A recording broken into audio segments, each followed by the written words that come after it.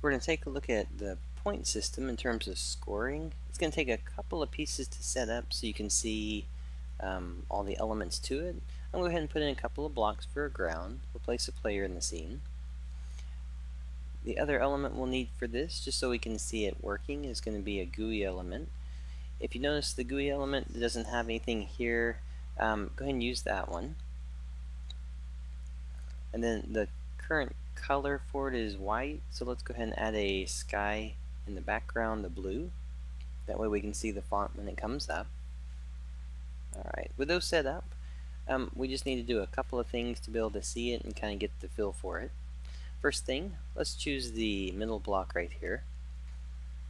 I'm going to turn on the collider for it. So the collider means the trigger for it. So enable trigger. We'll go ahead and leave it on unlimited and by player.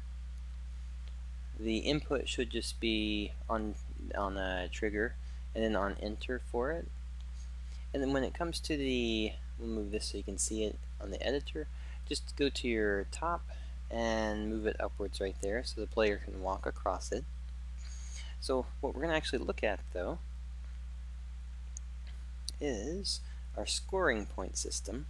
Scoring can actually be assigned by any object to any object that actually triggers it. So for instance with this one, I could say we get 5 points, and you can do a point multiplier as well if you just want larger points involved with it. You could say once. We'll also do a message, so based on our text information that we'll use later, it's going to pull from that one.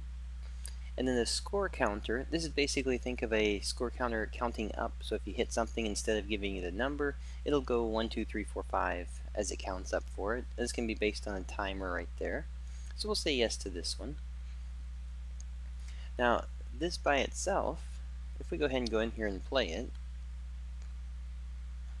when you walk past it, it's going to give you the 5-point score for it. So this, just by doing this, is giving me a score point value for the player. In order to see the score tallying up, one of the things we'll use later, we'll go ahead and use it now just so we can see it, is going to be a button inside of here. So I'm going to use the GUI button. We'll get into all the features of it later, but we'll focus on just getting it to show.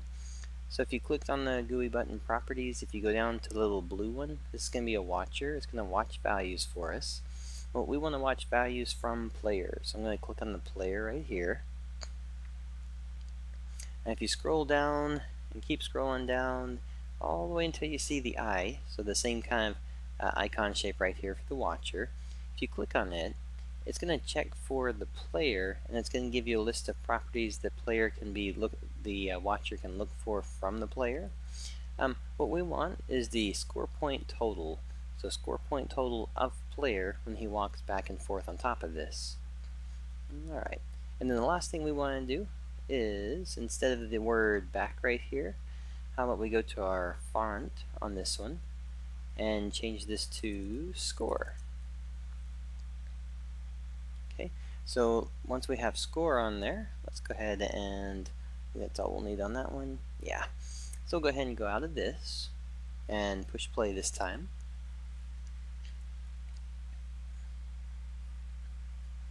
So now when we go across, notice the counter counted up for us. So it counts each time you go. It'll give you 10, gives you 15, 20. So it continues counting that way for us. And we're able to have the GUI element inside there so that we can actually use and see as it counts. Alright, so that's going to be basics for the scoring and for the counter.